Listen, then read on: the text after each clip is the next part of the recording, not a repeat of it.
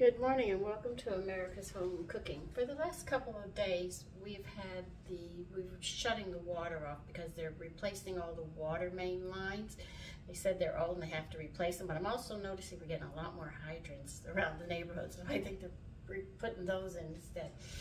But I noticed a lot of people telling me just buy paper plates, plastic forks and knives and things because the water's going to be gone for a good 8 to 10 hours. So you have to function. Well, as a little girl, my parents took my brothers and I to a hunting camp, and we learned how to function without, because there was no running water.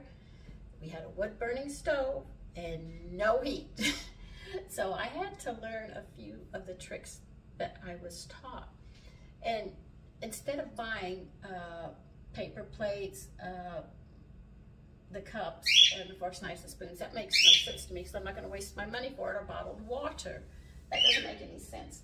What they taught us, my parents taught me at the hunting camp, is they used to have big pots, and they'd put them on the stove and they'd heat them up. They would have one to do the dishes in, and then they had the rinse water. And you only heat it up as hot as your hands can take it, and then you add some soap, and you wash the dishes, and then you rinse them in the other pot, and then put them on the drain. Well, we had to put them on a towel because we didn't have a drain at the hunting camp. Now, you don't throw the soap water out. They left it, and they would turn it off when they were done doing the dishes and everything, and the rinse water, and they would reheat it when the next meal came around.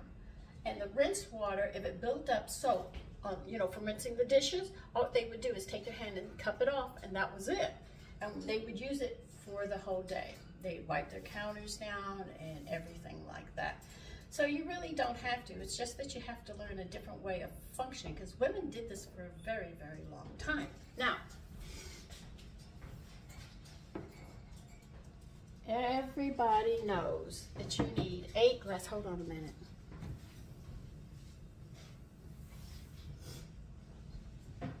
Everybody knows you need 8 glasses of water a day, okay? So you calculate 8 glasses per person.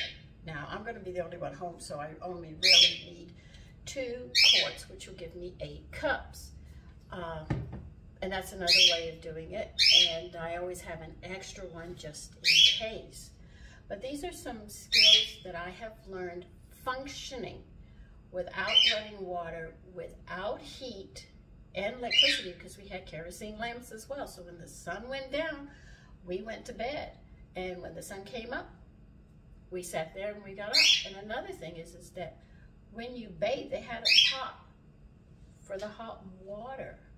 And they'd put it in a basin, and you would wash up by the oven, the stove, because it was a warm place where you could do it, and you would stand on the towel. Now, where do you put the dishes after you wash them and rinse them? We didn't have a drain board there, so we had them on a towel, and that's how we did it, because we didn't have a way of just, turning on the water and letting it run and all. So all these things were different.